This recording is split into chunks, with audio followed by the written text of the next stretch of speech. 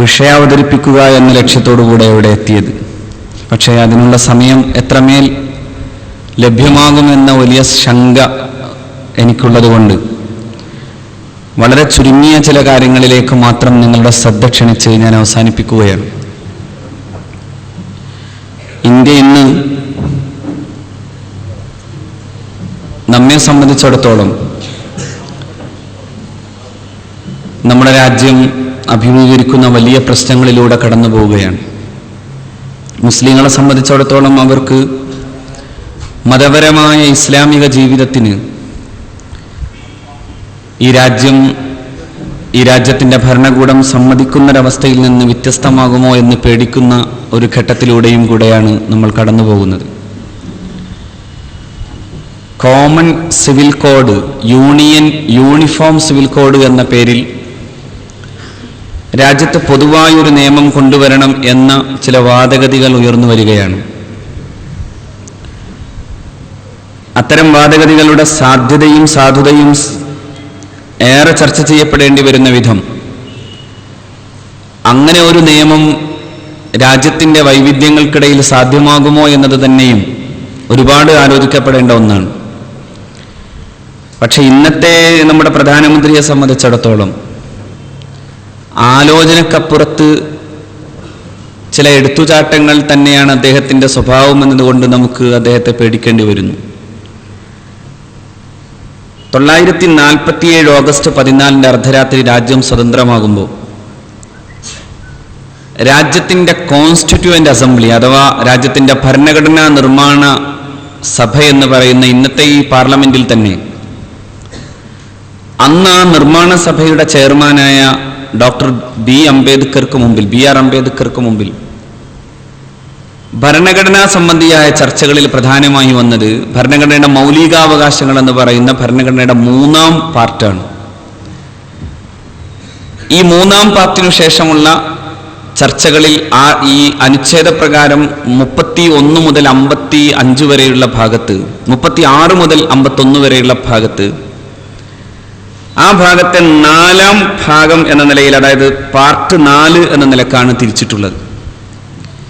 ഇതിനെയാണ് directive principles അഥവാ നിർദ്ദേശക തത്വങ്ങൾ എന്ന പേരിൽ അറിയപ്പെടാറ്.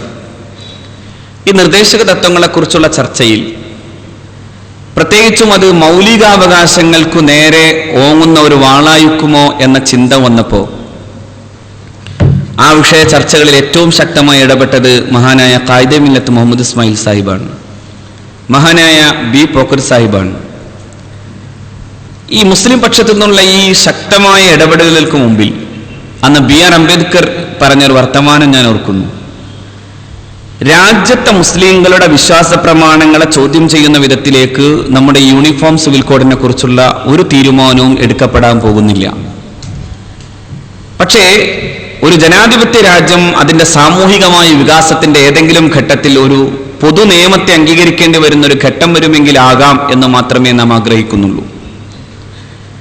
ഒരു തരം അടിച്ചേൽപ്പിക്കൽ രാജ്യത്തെ മുസ്ലിങ്ങളെ വിശ്വാസത്തിലെടുക്കാതെ അടിച്ചേൽപ്പിക്കുന്ന ഒരു രീതിയെക്കുറിച്ച് ഞാൻ ആലോചിക്കുന്നുമില്ല. മറിച്ച് അങ്ങനെ എന്നെങ്കിലും അങ്ങനെ ഒരു അടിച്ചേൽപ്പിക്കൽ നടപ്പിലാക്കപ്പെടുന്ന ഒരു സാഹചര്യം ഉണ്ടാകുന്നു എന്ന് വന്നാൽ അദ്ദേഹം ഇങ്ങനെ പറയുന്നുണ്ട്, that will be A mad rulership, അതൊരു തരം ഭ്രാന്തൻ ഭരണകൂടമായിരിക്കും എന്നാണ്. അതാണ് ഞാൻ ഇന്ന് ഭയക്കുന്നത്. ഒരർദ്ധരാത്രി ഈ രാജ്യത്തെ മുഴുവനും പിറ്റേ ദിവസത്തെ നട്ടുച്ചക്ക് ക്യൂവിൽ നിർത്തുന്ന വിധം രാജ്യത്തെ വളരെ അപകടകരമായ സാമ്പത്തിക പ്രതിസന്ധിയിലേക്ക് എത്തിക്കാൻ കഴിഞ്ഞ ലോകത്തെ ഭരണകൂടങ്ങളുടെ ചരിത്രത്തിലില്ലാത്ത വിധം വിഡ്ഢിത്തങ്ങൾ മാത്രം നിറഞ്ഞൊരു ഭരണാധികാരി രാജ്യം ഭരിക്കുമ്പോൾ എന്തായിപ്പോകും എന്ന് ഭയം നമുക്കുണ്ട്. ഞാൻ ആ ദിവസത്തിന്റെ തലേ ദിവസം വരെ അല്ല അന്നു വരെ പറഞ്ഞിരുന്നത് ഈ കോമൺ കോഡ് നടപ്പിലാക്കാനുള്ള ഒരുപാട് നിയമപ്രശ്നങ്ങൾ ഉണ്ടെന്നാണ്. കാരണം ഒരുപാട് നിയമപരമായ മൗലികാവകാശ സംബന്ധിയായ ഭരണഘടനാപരമായ പ്രശ്നങ്ങൾ ശരിക്കു പറഞ്ഞാലുണ്ട്. പക്ഷെ അതൊക്കെ ധൈര്യസമേതം പറഞ്ഞു നടന്നിരുന്നത് ഈ രാജ്യത്ത് വെളിവുള്ളവരായിരിക്കും മിക്കവാറും ഉണ്ടാകുക എന്ന് വിചാരിച്ചാണ്.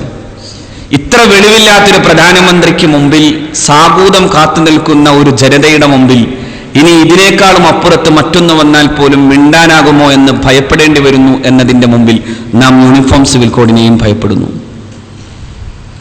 പക്ഷേ നമുക്കൊരു ധൈര്യമുണ്ട്. ഈ രാജ്യം എത്ര പോയാലും ഈ രാജ്യത്തിന്റെ ഏറ്റവും വലിയ വികാരമായി നിൽക്കുന്നത് ഈ രാജ്യത്തിന്റെ സ്വാതന്ത്ര്യത്തിന് വേണ്ടിയുള്ള പോരാട്ടങ്ങളിൽ ഒരുമിച്ച് കൂടിയ ഹൈന്ദവന്റെയും മുസൽമാന്റെയും ബന്ധങ്ങളെ ഒരു നരേന്ദ്രമോദിയുടെ 53 ഇഞ്ച് നെഞ്ചളവ് കൊണ്ട് മാറ്റാനാവില്ല എന്നത് മാത്രമാണ്.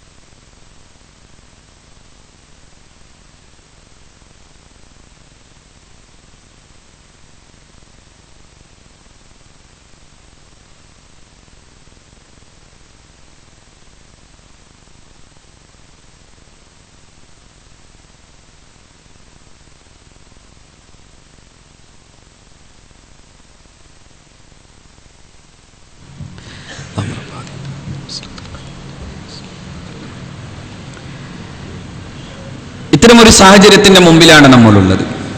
വളരെയേറെ ഭീതിയോടെയും അതോടൊപ്പം തന്നെ വളരെ ഏറെ ആകാംക്ഷയോടെയും കൂടെ നമ്മുടെ രാജ്യം എവിടെ എത്തും എന്നതിനെക്കുറിച്ച് കൂടി പഠിക്കേണ്ടി വരുന്ന വിധം വളരെ ഭീതിജനകമായി നിൽക്കുന്നൊരു സാഹചര്യം നമ്മുടെ മുമ്പിലുണ്ട്.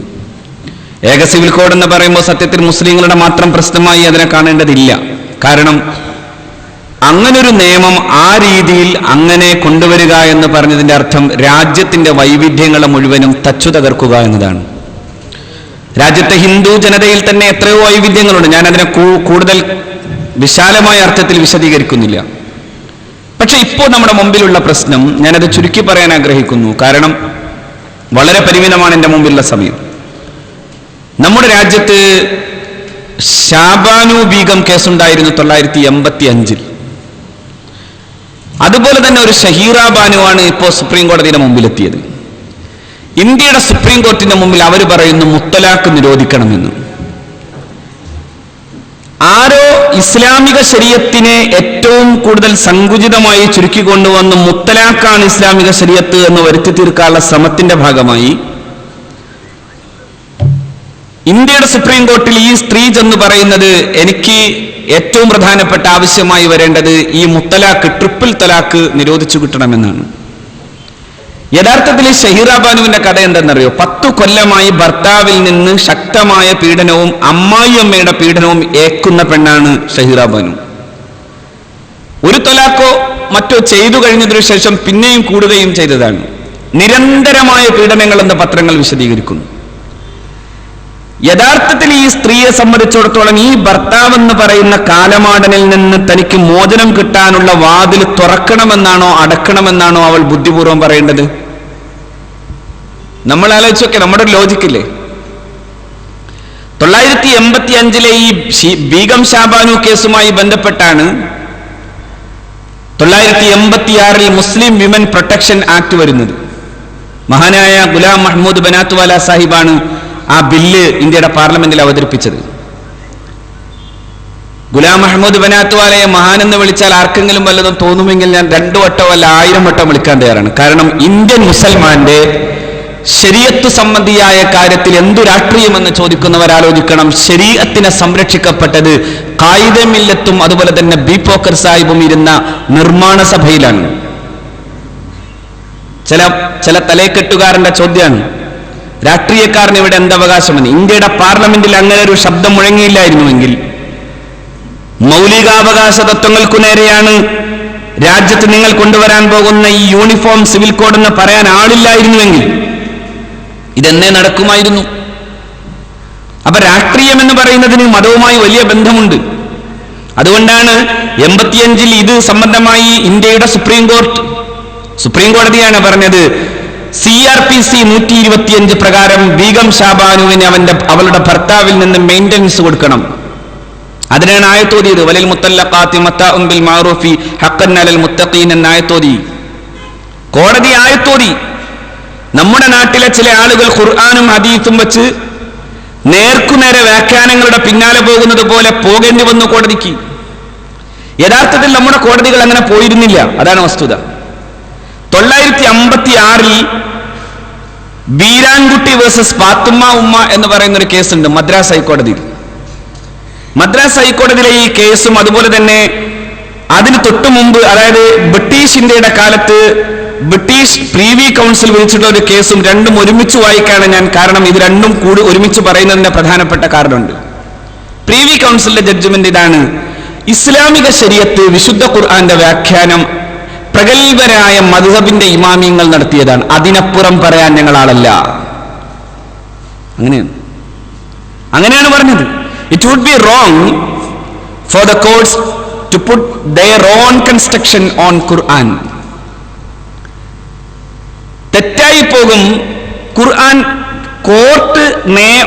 കോടതി സ്വന്തം അഭിപ്രായം ഖുർആന്റെ കാര്യത്തിൽ പറയൽ. മറിച്ച് അവിടെ ചെയ്യേണ്ടത്, അവിടെ ഇനി ഒരു പക്ഷേ ആധുനിക നിയമങ്ങളോട് തന്നെ എതിരാണെങ്കിൽ പോലും ഇസ്ലാമിക നിയമങ്ങളെ വ്യാഖ്യാനിച്ചിട്ടുള്ള ഏറ്റവും പ്രഗത്ഭരായ കമന്റേറ്റേഴ്സ്, ഏറ്റവും പ്രഗത്ഭരായ വ്യാഖ്യാതാക്കൾ ആരാണോ അവരെ അംഗീകരിക്കലാണ് നല്ലത്. അതുതന്നെയാണ് മദ്രാസ് ഹൈക്കോടതിയും പറഞ്ഞത്. The interpretation which we R putting on exhibit A2 is quite on consonance with the ancient law promulgated by the Islamic lawgivers as introduced and interpreted by the courts of the highest authority. ഏറ്റവും ഉന്നതമായ ഇസ്ലാമിക വ്യാഖ്യാതാക്കളായ മഹാപണ്ഡിതന്മാർ എന്താണോ അതിനെ വ്യാഖ്യാനിച്ചത് അതിനപ്പുറം പോകാൻ ഞങ്ങൾ തയ്യാറല്ല, കോടതി പറഞ്ഞു. കോടതിക്കുടെ അധികാരത്തെ തന്നെ കോടതി പരിമിതപ്പെടുത്തിയ വിഷയത്തിൽ. പക്ഷേ നമ്മുടെ നാട്ടിൽ 956 എന്നൊക്കെ പറയുമ്പോൾ നമ്മൾ ആലോചിക്കേണ്ടത് 26 മുതൽ കേരളത്തിലും 2020കളിൽ കേരളത്തിലും അതുപോലെ തന്നെ ഇന്ത്യയിൽ വിവിധ ഭാഗങ്ങളിലും നടന്നു വന്ന ഒരു ചിന്തയാണ്, ലോകത്ത് തന്നെ നടന്ന ചിന്തയാണ് ഖുർആനിനെയും ഹദീസിനെയും സ്വന്തം വ്യാഖ്യാനങ്ങൾക്ക് വിധേയമാക്കുക എന്നത്. അവസാനം 985 നമ്മുടെ കോടതി ധൈര്യപൂർവ്വം പറഞ്ഞു, ഞങ്ങൾ വ്യാഖ്യാനിക്കുകയാണ്. എങ്ങനെ വ്യാഖ്യാനിക്കുന്നു? വലിൽ മുത്തല്ലഖാത്തി മത്താഉൻ ബിൽ മഅറൂഫി ഹഖ്ഖൻ അലൽ മുത്തഖീൻ. അത് വ്യാഖ്യാനിച്ചിട്ട് പറഞ്ഞു, CRPC 125 പ്രകാരം ഷാബാനുവിന് തന്റെ ഭർത്താവിൽ നിന്ന് വിവാഹമോചിതയായാലും അവൾക്ക് ആവശ്യമാകുന്ന മെയിൻ്റനൻസ് കൊടുക്കപ്പെടണം. അങ്ങനെ ശരീഅത്തിന്റെ മേലുള്ള കൈതൊടൽ വന്നപ്പോഴാണ് മഹ്ബൂബെ മില്ലത്ത് ഇബ്രാഹിം സുലൈമാൻ സൈട്ടു അന്ന് പാർലമെന്റിൽ, ഇന്ത്യയുടെ പാർലമെന്റ് നടുത്തടത്തിലേക്ക് ഓടിച്ചെന്നിട്ടാണ് അദ്ദേഹം ഇസ്ലാമിക ശരീഅത്തിന്റെ പരിശുദ്ധ ഖുർആനിന്റെ കോപ്പിയും അതുപോലെ തന്നെ ഇന്ത്യയുടെ ഭരണഘടനയും കയ്യിൽ പിടിച്ചു പറഞ്ഞത്, എന്റെ രാജ്യത്ത് ഇസ്ലാമിക ശരീഅത്ത് അനുസരിച്ച് ജീവിക്കാൻ മുസ്ലിങ്ങൾക്ക് ഭരണഘടനാദത്തമായിട്ടുള്ള അവകാശങ്ങൾ ചോദ്യം ചെയ്യപ്പെടാൻ പാടില്ല. മഹാനായ ഗുലാം മഹ്മൂദ് ബനാത്വാല സാഹിബാണ് അന്ന് ഒരു ബില്ല് അവതരിപ്പിച്ചത്. ഞാൻ പറഞ്ഞു വന്നത്, ആ ബില്ലിൽ അതിന്റെ സെക്ഷൻ 3 വളരെ കൃത്യമായി പറയുന്ന ഒന്നുണ്ട്. വിവാഹമോചിതയായ പെണ്ണിന് ഇദ്ദാ കാലത്ത് അവളുടെ മെയിൻ്റനൻസ് കൊടുക്കണം. അന്ന് എനിക്ക് തോന്നുന്നു ബനാത്വാല ചെയ്തു വച്ച ബില്ലിനെ പിന്നെ ആരോ ഒന്നുകൂടി കുത്തിക്കുറിച്ചപ്പോ വേറൊരു തലത്തിലേക്ക് അതിന്റെ അർത്ഥം പോയി. അതിങ്ങനെയാണ്, the maintenance should be paid within the period of ഇദ്ദ ബൈ ദ ഫോമർ ഹസ്ബൻഡ് എന്നാണ് അത് ഏകദേശം. അതിന്റെ അർത്ഥത്തിൽ ഇത് വരുന്നുണ്ട്. അതായത് ഇവൾക്ക് കൊടുക്കേണ്ട മെയിൻ്റനൻസും ഗിഫ്റ്റും എല്ലാം വിത്തിൻ ദ പീരീഡ് ഓഫ് ഇദ്ദ, ഇദ്ദയുടെ കാലത്ത് തന്നെ കൊടുത്തേക്കണമെന്നാണ്. യഥാർത്ഥത്തിൽ ഇദ്ദാ കാലത്ത് അവൾക്ക് ആവശ്യമാകുന്ന ചെലവ് കൊടുക്കണം എന്ന് പറഞ്ഞത് അവൾക്ക് ഇനി അതിന് ശേഷവും ജീവിക്കാനുള്ള കാലത്തേക്കും കൂടി കൊടുക്കാവുന്നതാക്കി മാറ്റുന്ന തരത്തിലേക്ക് വക്കീലും കോടതിയും കൂടി വ്യാഖ്യാനിച്ച് പരുവമാക്കിയിട്ടുണ്ട്. ഇപ്പോ എന്റെ ചോദ്യം, എന്റെ സംശയവും ഇതാണ്, അങ്ങനെയെങ്കിലും നിലനിൽക്കുന്ന ഒരു മുസ്ലിം പേഴ്സണലോട് അടുത്തു നിൽക്കുന്ന 86 ഈ മുസ്ലിം വിമൻ പ്രൊട്ടക്ഷൻ ആക്ടിൽ ഒരു സ്ത്രീക്ക് അവൾക്ക് ആവശ്യമാകുന്ന അത്തരത്തിലുള്ള ചെലവ് കൊടുക്കാമെന്ന് എഴുതി വെക്കപ്പെട്ടിട്ടുണ്ട് എന്നിരിക്കെ 3 തൊലാക്കും ചൊല്ലിപ്പോകുന്ന ഈ ഇത്തരത്തിലുള്ള ദുഷ്ടന്മാരായ ഭർത്താക്കന്മാരുടെ അടുക്കൽ നിന്ന് പോകുന്ന ഒരു പെണ്ണിനെ ആവശ്യപ്പെടാനുള്ളത് ട്രിപ്പിൾ തൊലാക്ക് നിരോധിക്കാനല്ലല്ലോ, മറിച്ചൊരു വക്കീൽ ചെയ്യേണ്ടത് എന്താ, ഈ 86 ആക്ട് പ്രകാരമെങ്കിലും ഇവൾക്ക് ആവശ്യമാകുന്ന പിന്നെ നഷ്ടപരിഹാര തുക വാങ്ങിക്കൊടുത്ത് അവളെ രക്ഷപ്പെടുത്തലല്ലേ ചെയ്തതല്ല. ചെയ്തത് മറിച്ച് ട്രിപ്പിൾ തൊലാക്ക് നിരോധിക്കണം എന്ന് പറഞ്ഞ് കോടതിയുടെ മുമ്പിലെത്തി. ട്രിപ്പിൾ തൊലാക്ക് നിരോധിക്കണമെന്ന് മാത്രമല്ല, അതോടുകൂടി കോടതിയും ഒരു സുവോമോട്ടോ കേസെടുത്തു. സുവോമോട്ട എന്ന് പറയുന്നത് സ്വന്തം കേസെടുക്കലാണ്. കോടതിക്ക് അങ്ങനെ ചില അധികാരങ്ങളുണ്ട്. കോടതി അങ്ങനെ ചെയ്യുകയും ചെയ്തു. രാജ്യത്ത് അതോടുകൂടെ സുപ്രീം കോടതി തന്നെ നിയമിക്കുന്ന ലോ കമ്മീഷൻ ഒരു വലിയ സർവേയുമായി മുന്നോട്ട് പോവുകയാണ്. സർവേ ഇസ്ലാമിക ശരീഅത്ത്, അതായത് ശരീഅത്ത് സംബന്ധിയായ ചില പ്രശ്നങ്ങൾ മുന്നിൽ വെക്കുകയും യൂണിഫോം സിവിൽ കോഡ് നടപ്പിലാക്കുന്നതിൽ അഭിപ്രായം ആരായുകയും ചെയ്യാനുള്ള സർവേയുമായിട്ടാണ് പോകുന്നത്. യഥാർത്ഥത്തിൽ ആളുകൾ മനസ്സിലാക്കിയിട്ടുള്ളത്, ഞാൻ വളരെ ചുരുക്കി പറയുന്നു, ആളുകൾ മനസ്സിലാക്കിയത് ഇന്ത്യയിൽ മുഴുക്കെ ഇസ്ലാമിക ശരീഅത്ത് നടപ്പിലാക്കണമെന്ന് മുസ്ലിങ്ങൾ ആവശ്യപ്പെട്ടിരിക്കുന്നു എന്ന തോന്നലാണ് പലർക്കുമുള്ളത്. എന്താണ് സത്യം? എന്താണ് സത്യം? നമ്മൾ അറിയേണ്ടത് 937 ഒരു പഞ്ചാബ് സ്വദേശിനിയായ ഒരു മുസ്ലിം പെൺകുട്ടി അവളുടെ വാപ്പയുടെ സ്വത്ത് സഹോദരൻ മാത്രം പിടിച്ചു വച്ചിരിക്കുന്നു എന്ന് പറഞ്ഞ് ബ്രിട്ടീഷ് പ്രീവി കൗൺസിലിൽ കേസ് കൊടുത്തു. അന്ന് ബ്രിട്ടീഷ് ഇന്ത്യയുടെ കാലമാണ്. ബ്രിട്ടീഷ് പ്രീവി കൗൺസിൽ കേസ് കൊടുത്തു. നിങ്ങൾക്ക് ഈ സമയത്ത് ഇത് പറ്റൂല എന്ന് എനിക്കറിയാം. പക്ഷെ ഞാൻ വലിയ പ്രസംഗം നടത്തിയ സമയം കാണാൻ പറ്റില്ല, ചുരുക്കി ചില കാര്യങ്ങൾ പറയുന്നത് വെച്ചിട്ട് അല്ലേ. ഇവർക്ക് ഉറക്കം വരുന്നുണ്ടാവും അല്ലേ? ഉണ്ടോ? ബ്രിട്ടീഷ് പ്രീവി കൗൺസിലിൽ കേസ് വന്നിട്ടുള്ളത് എനിക്കെന്റെ വാപ്പയുടെ സ്വത്ത് സഹോദരിൽ നിന്ന് വാങ്ങിച്ചു തരണമെന്ന് പറഞ്ഞാണ്. പക്ഷെ ബ്രിട്ടീഷ് പ്രീവി കൗൺസിൽ പഞ്ചാബിലെ, അതായത് നമ്മുടെ രാജ്യത്തിന്റെ അഖണ്ഡ ഭാരതത്തിന്റെ പഞ്ചാബ് പ്രദേശത്തെ, ഇന്നത്തെ പാകിസ്ഥാനിൽ നിൽക്കുന്ന പഞ്ചാബ് പ്രദേശത്തെ ഈ പെൺകുട്ടിക്ക് അവിടുത്തെ സാധാരണ കസ്റ്റമറി ലോ, അതായത് പാരമ്പര്യ നിയമം അനുസരിച്ച് ഈ പെൺകുട്ടിക്ക് അങ്ങനെ ഒരു സ്വത്തവകാശം ഇല്ലെന്ന് വാദിക്കുകയാണ് കോടതി ചെയ്തത്. അവൾക്ക് ആ അവകാശം കൊടുത്തില്ല. ഇന്ത്യയിലെന്ന് സ്വാതന്ത്ര്യ സമര പ്രക്ഷോഭങ്ങൾ കത്തി നിൽക്കുന്ന കാലമായതുകൊണ്ട് മുസ്ലിം പണ്ഡിതന്മാർ പറഞ്ഞു, ഞങ്ങൾക്ക് ഇസ്ലാമിക ശരീഅത്ത് അനുസരിച്ച് ജീവിക്കണം. ഞാനിതിലെ വിരോധാഭാസം കാണുന്നത്, ഷഹീറ ബാനു വന്ന് ഇസ്ലാമിക ശരീഅത്ത് നിരോധിക്കണമെന്ന് പറയുമ്പോ അന്ന് പഞ്ചാബ് പെൺകുട്ടി ചെന്ന് പറഞ്ഞത് ഇസ്ലാമിക ശരീഅത്ത് അനുസരിച്ച് ജീവിക്കണമെന്ന് പറയാനാണ്. എന്റെ അവകാശമാണ് ഇസ്ലാമിക ശരീഅത്ത് പ്രകാരം എന്റെ സഹോദരൻ പിടിച്ചു വച്ചിട്ടുള്ള എന്റെ വാപ്പയുടെ സ്വത്ത് അതെനിക്ക് കിട്ടേണ്ടത് ഖുർആൻ പറഞ്ഞത് പ്രകാരമുള്ള ആ അർത്ഥത്തിൽ നിശ്ചയിക്കപ്പെട്ടുള്ളത് എനിക്ക് ലഭ്യമാകേണ്ടതുണ്ട് എന്നായിരുന്നു അന്ന് കോടതിയോട് പറഞ്ഞത്. അതുപ്രകാരമാണ് അന്ന് മുസ്ലിങ്ങളുടെ പ്രശ്നം അവർ ഉയർത്തിക്കൊണ്ടുവന്നപ്പോഴാണ് ബ്രിട്ടീഷ് ഇന്ത്യ അന്ന് 937 മുസ്ലിങ്ങൾക്കായി ഒരു മുസ്ലിം പേഴ്സണൽ ലോ കൊണ്ടുവരുന്നത്. 937 ശരീഅത്ത് ആപ്ലിക്കേഷൻ ആക്ടിന്റെ പ്രത്യേകത എന്ന് കൂടി ഞാൻ പറയാം. ആ ആക്ടിൽ ഇങ്ങനെ തന്നെ പറയുന്നു, മുസ്ലിങ്ങളുടെ ചില പ്രധാനപ്പെട്ട കാര്യങ്ങളിൽ, ഏതാണ് പ്രധാന കാര്യങ്ങൾ? ചില പ്രധാന കാര്യങ്ങൾ എന്ന് പറയുന്നത് മുസ്ലിങ്ങളെ സംബന്ധിച്ചിടത്തോളം നിങ്ങൾ ശ്രദ്ധിക്കണം, ഒരു മുസ്ലിമിന് ഏതു രാജ്യത്തും ജീവിക്കാൻ അനിവാര്യമായ ചില ആവശ്യങ്ങളുണ്ട്. ഒരു മുസ്ലിമിന് അനിവാര്യമായി ജീവിക്കേണ്ട, ഒരു മുസ്ലിം എന്ന അർത്ഥത്തിൽ അവന്റെ വിശ്വാസം നിലനിർത്തി ജീവിക്കേണ്ട ചില കാര്യങ്ങളുണ്ട്. ഏതൊക്കെയാണത്? നമ്മൾ ഫിഖയിൽ പഠിക്കാറുണ്ട്. ഫിഖിന്റെ 4 ഘടകങ്ങൾ നമ്മൾ പറയാറുണ്ട് ശരീഅത്തിൽ. ഒന്ന് ഇബാദത്താണ്, മറ്റൊന്ന് പിന്നെ മുനാക്കഹാത്താണ്, മറ്റൊന്ന് മുആമലാത്താണ്, മറ്റൊന്ന് ജിനായാത്താണ്. ഇബാദത്തിന്റെ കാര്യത്തിൽ പിന്നെ അത് അവന്റെ സ്വകാര്യമായ ജീവിതമായതുകൊണ്ട് നമസ്കരിക്കണമെങ്കിൽ ഗവൺമെന്റുമായി ഒരു പ്രത്യേകമായ ഏതെങ്കിലും ഒരു സന്ധിയോ പരിപാടിയോ ചെയ്യേണ്ട ആവശ്യം വരുന്നില്ല. സക്കാത്ത് കൊടുക്കാനും ഒരു പ്രശ്നമാകുന്നില്ല. അതുകൊണ്ട് തന്നെ ഇബാദത്തൂടെ ചർച്ചയുമാകുന്നില്ല. അതേസമയം നിക്കാഹ് വരുന്നോടത്തൊരു പ്രശ്നം വരുന്നത് എങ്ങനെ നിക്കാഹ് ചെയ്യണം. 2 പേര് തമ്മിലാണ് ദാമ്പത്യം തുടങ്ങുന്നത്. 2 പേർ കൂടിച്ചേരുമ്പോ അള്ളാഹു പറഞ്ഞു അതൊരു അഖദാണ്. അതൊരു നല്ല അഖദാണ്, അതൊരു കോൺട്രാക്റ്റാണ്, ഒരു ഫേം എഗ്രിമെന്റ് ആണ്. ആ എഗ്രിമെന്റ് ചെയ്യുന്നിടത്ത് ഒന്നുകിൽ ഒരു മുസ്ലിമിന് അവന്റെ ഇസ്ലാമികമായ ശരീഅത്ത് അനുസൃതമായിട്ടുള്ള നിയമം പാലിക്കണം, അല്ലെങ്കിൽ രാജ്യത്തൊരു നിയമം ഉണ്ടാകും, ആ നിയമം പാലിക്കണം. ഈ രണ്ടാലൊരു നിയമത്തിൽ ഏതെടുക്കണം? നാം പറയും ഇസ്ലാമിക ശരീഅത്ത് അനുസരിച്ച് പോകണം. ഇതല്ലാത്ത മറ്റൊന്നിലും നമ്മൾ ഈ രാജ്യത്തിന്റെ നിയമങ്ങളുമായി യാതൊരു അർത്ഥത്തിലും ഇടപെടുന്നേയില്ല. നിങ്ങൾ ആലോചിക്കേണ്ടത്, ഇപ്പോ ഈ അടുത്തൊരു വലിയ നിയമപണ്ഡിതൻ എന്ന് പറഞ്ഞ് മാധ്യമങ്ങളിലൊക്കെ ചർച്ചയ്ക്ക് വരുന്ന ഒരാൾ പറയുന്നു, തുറന്നു പറയാലോ, സെബാസ്റ്റ്യൻ പോൾ പറയുന്നു, നിങ്ങൾ എന്തുകൊണ്ട് ക്രിമിനൽ ലോ മുസ്ലിങ്ങളുടേതാകണമെന്ന് പറയുന്നില്ല. ഞാൻ പറയാം സെബാസ്റ്റ്യൻ പോളിനോട്, ഇന്ത്യയിലെ ക്രിമിനൽ ലോ എന്ന് പറയുന്ന യഥാർത്ഥത്തിൽ മുസ്ലിം ലോ ആണ്. അത് മറ്റൊരു കാര്യമാണ്, ആ ചർച്ചയ്ക്ക് ഞാൻ പോണില്ല. ഇന്ത്യയുടെ ജുഡീഷ്യൽ സിസ്റ്റം പോലും ഇസ്ലാമിക നിയമവുമായി ഏറെ ബന്ധപ്പെട്ടതാണ്. ഇന്ത്യൻ എവിഡൻസ് ആക്ട് യഥാർത്ഥത്തിൽ ഇസ്ലാമിക ശരീഅത്തിൽ നിന്ന്, അതായത് ഇസ്ലാമിന്റെ ജുഡീഷ്യൽ സിസ്റ്റമാണ്. ഇന്ത്യയിലെ ഓരോന്നും എടുത്താൽ അങ്ങനെ തന്നെ കാണാനാണ്. ബ്രിട്ടീഷുകാരനല്ല കൊടുക്കുന്നത്, മറിച്ച് മുഗള കാലങ്ങളിൽ തന്നെ ഇന്ത്യയിൽ നിലവിലുണ്ടായിരുന്ന ജുഡീഷ്യൽ സിസ്റ്റത്തെയാണ് ബ്രിട്ടീഷുകാർ തങ്ങളുടേതാക്കി മാറ്റിയത്. അതിൽ ഓരോ നിയമങ്ങളെയും നമ്മൾ അങ്ങനെ കാണാൻ കഴിയും, ഓരോ നിയമത്തെയും അങ്ങനെ കാണാൻ കഴിയും. പക്ഷെ ഞാൻ പറഞ്ഞു വരുന്നത്, എന്നാലും മുസ്ലിങ്ങൾ ഇന്ത്യ മഹാരാജ്യത്തെ ഒരു കുറ്റ വിചാരണ സംബന്ധിയായ കാര്യങ്ങളുടെ ഒരു പീനൽ കോഡ് അത് മുസ്ലിങ്ങളുടേത് മാത്രമാകണം എന്നാവശ്യപ്പെടുന്നില്ല. എന്തുകൊണ്ടാണ്? ഇപ്പൊ നമ്മളെ സംബന്ധിച്ചിടത്തോളം ജിനായാത്ത് അതാരുടെ ബാധ്യതയാണ്?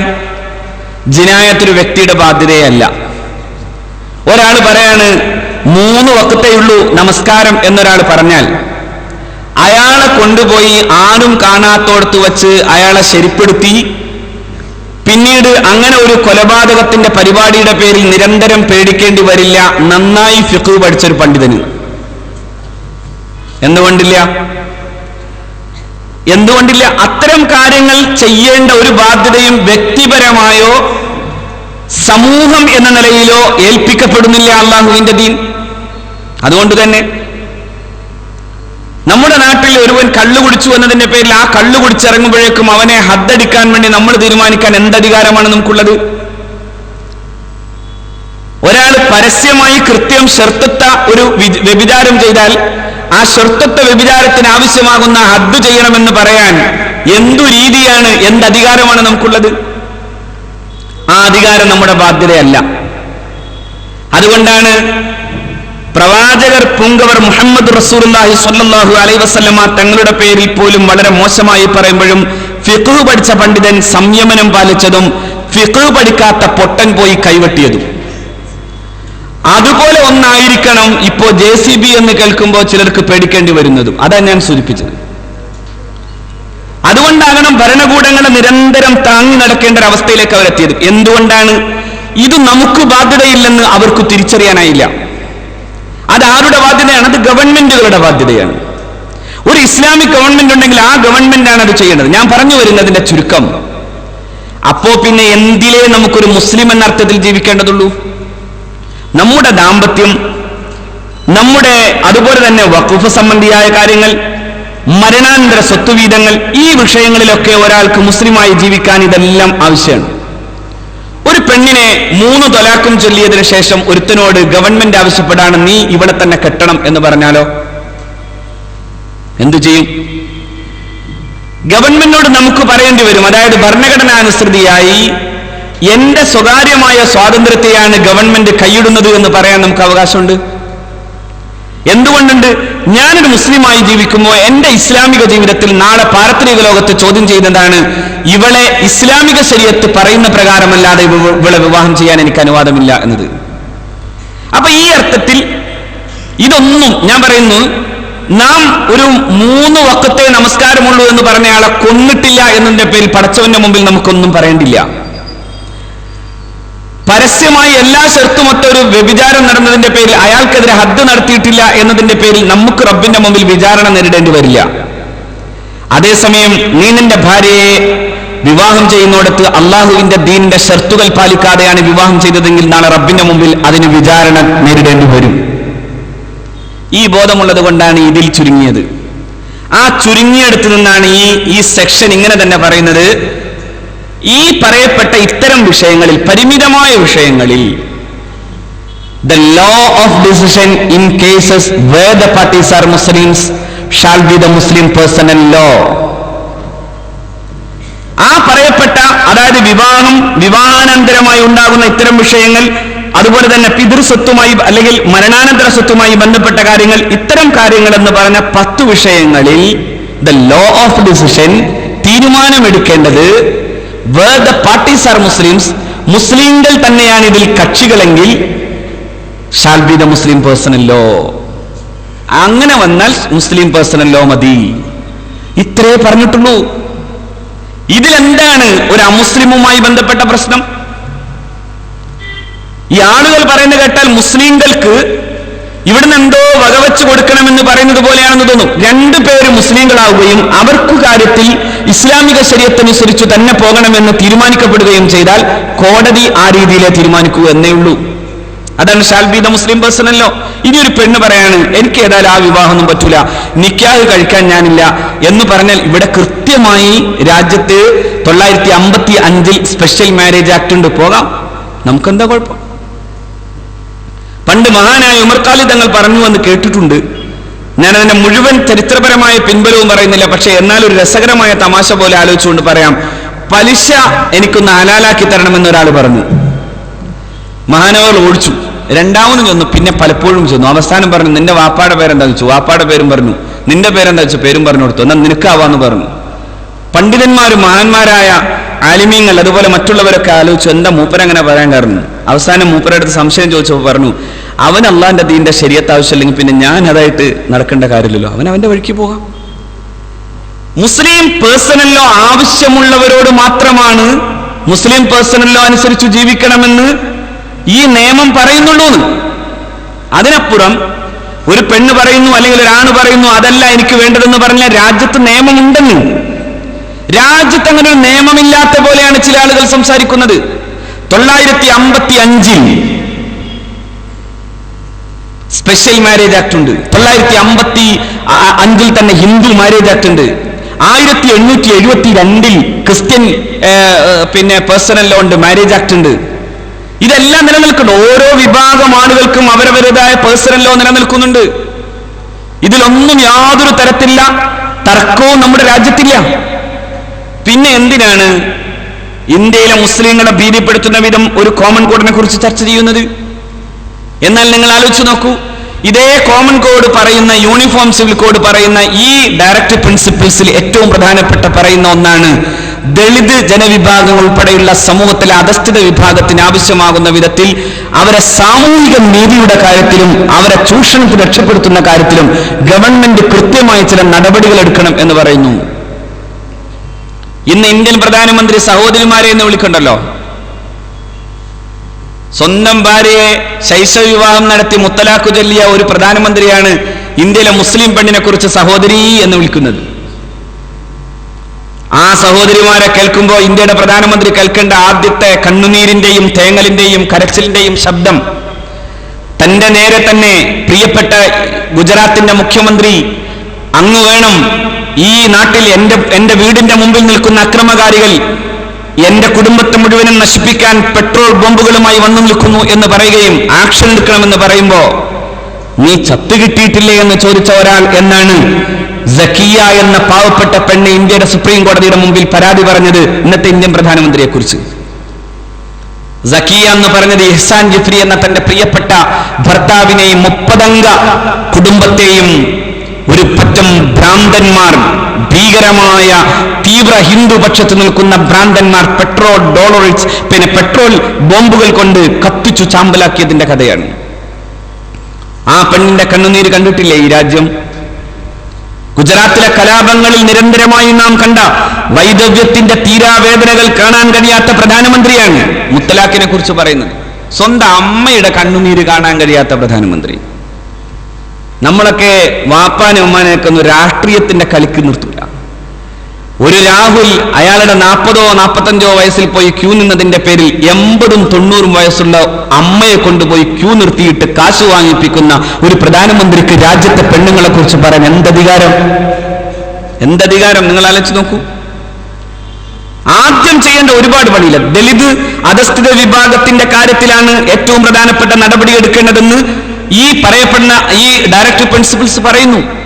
എന്നിട്ടാണ് വിശന്നു വലഞ്ഞ അത്താഴ പട്ടിണിക്കാരൻ പാവം ദളിതൻ ഒരു പശുവിന്റെ തോലിരിഞ്ഞതിന്റെ പേരിൽ കെട്ടിത്തൂക്കി മരത്തിന്റെ കൊമ്പിൽ നിർത്തിയിട്ട് ഇത് കണ്ടോളണം എന്ന് ഹിന്ദു തീവ്രവാദി പറയുന്നത്.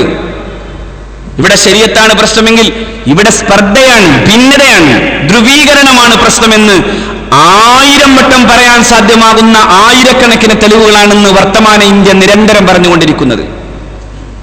അങ്ങനെ വരുമ്പോ ഞാൻ സൂചിപ്പിക്കാൻ പ്രധാനപ്പെട്ട കാരണം, നാടിന്റെ ഏകതക്ക് തകരാറ് സംഭവിക്കുന്ന ഒന്നും ഇസ്ലാമിക ശരീഅത്തിലില്ല.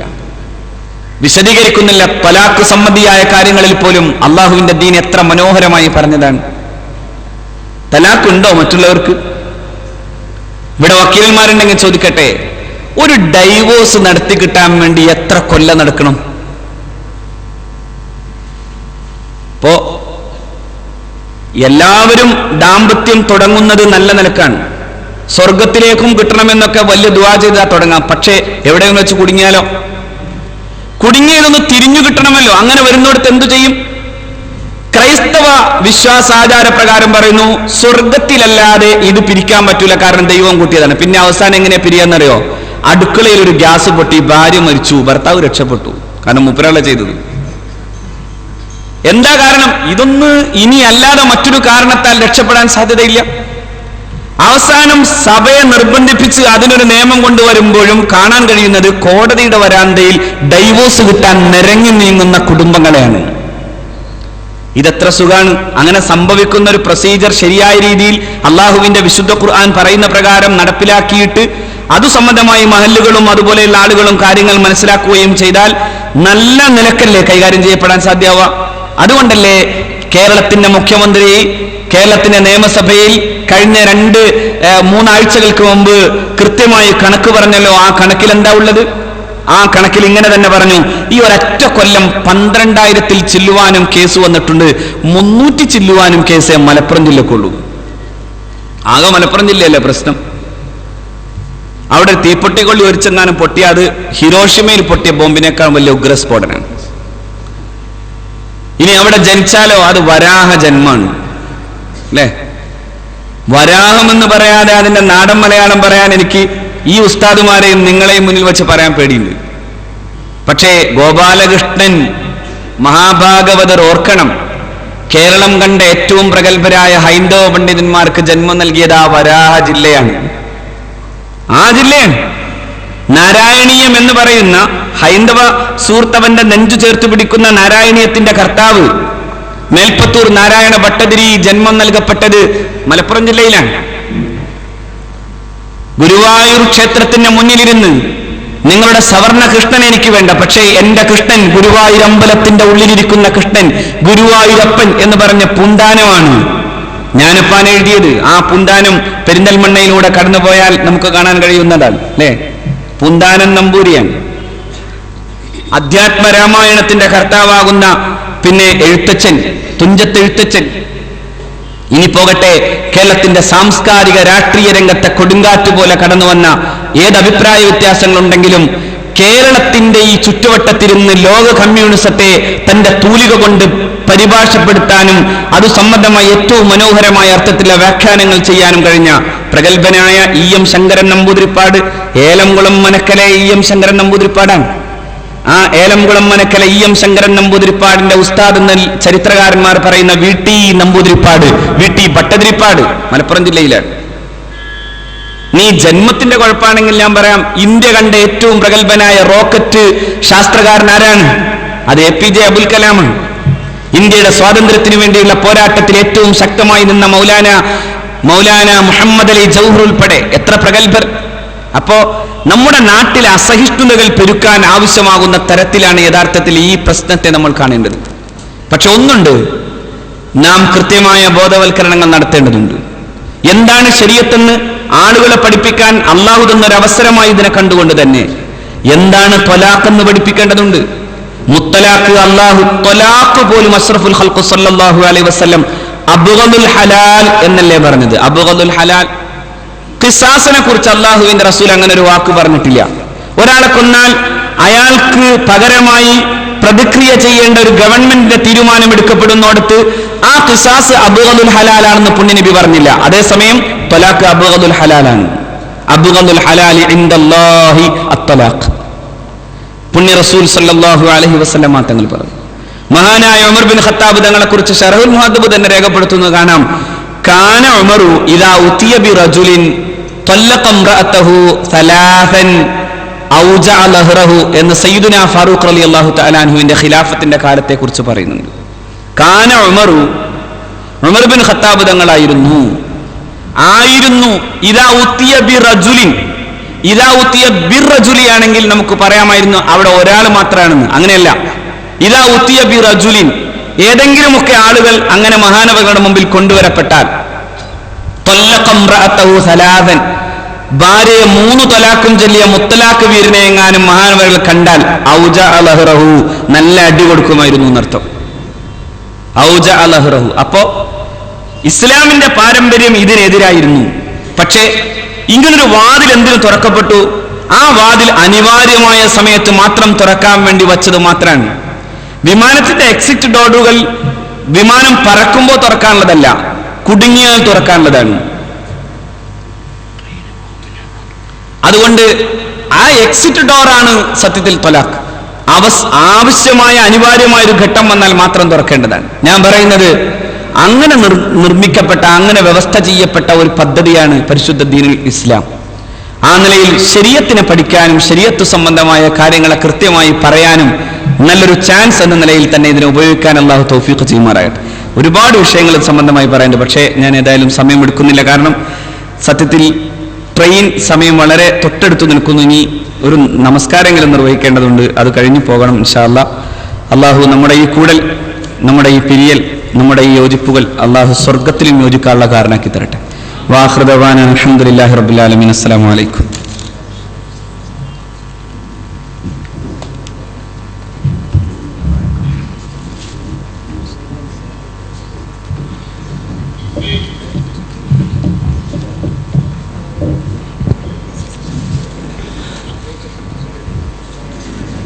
പ്രഗത്ഭ മനഃശാസ്ത്രജ്ഞനും ട്രെയിനറുമായ ബഹുമാനപ്പെട്ട അബ്ദുൽ അസീസ് മാസ്റ്റർ ശ്രീകണ്ഠാപുരം അഷ്റഫി അവറുകൾ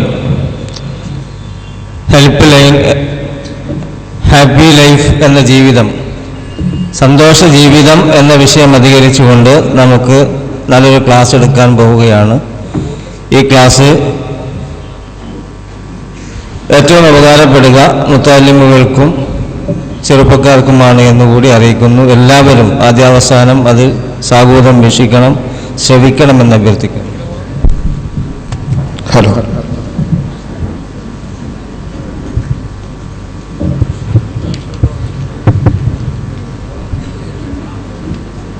അസ്സലാമു അലൈക്കും വറഹ്മത്തുള്ളാഹി വബറകാതുഹു. അൽഹംദുലില്ലാഹി റബ്ബിൽ ആലമീൻ വസ്സലാത്തു വസ്സലാമു അലാ അഷ്റഫിൽ മുർസലീൻ വഅലാ ആലിഹി വഅസ്ഹാബിഹിൽ ഫായിസീൻ. റബ്ബനാ ആതിനാ മിൻ ലദുൻക റഹ്മത്തൻ വഹയ്യിഅ് ലനാ മിൻ അംരിനാ റശദാ. റബ്ബി ഇശ്റഹ് ലി സദ്രി വയസ്സിർ ലി അംരി. റബ്ബി യസ്സിർ വലാ തുഅസ്സിർ. റബ്ബി സിദ്നാ ഇൽമൻ വഹിൽമൻ വഫഹ്മൻ വഅഖലൻ വഅദബൻ വഹിഫ്ളൻ വഈമാനൻ കാമിലാ. റബ്ബനാ തമ്മിം ബിൽ ഖൈരി വസഅദ. ഏറ്റവും ബഹുമാനം നിറഞ്ഞ അഹമ്മദ് ഖാ, ബഹുമാനപ്പെട്ട അധ്യക്ഷൻ സലീം ഉസ്താദ്, മറ്റു വേദിയിലെ ഉസ്താദുമാരെ, നേതാക്കളെ, സദസ്സിലുള്ള ആലിമീങ്ങളെ, മുത്താലിമീങ്ങളെ, വിദ്യാർത്ഥി യുവജന സുഹൃത്തുക്കളെ, അള്ളാഹു താല നമ്മുടെ ഈ സംഗമം അവൻ പൊരുത്തപ്പെടുന്ന ഒരു സ്വാലിഹായ അമലായി സ്വീകരിക്കട്ടെ. നാം ഏവരെയും ജന്നാത്തുൽ ഫിർദൗസിൽ ഒരുമിച്ച് കൂട്ടി അനുഗ്രഹിക്കുകയും ചെയ്യും.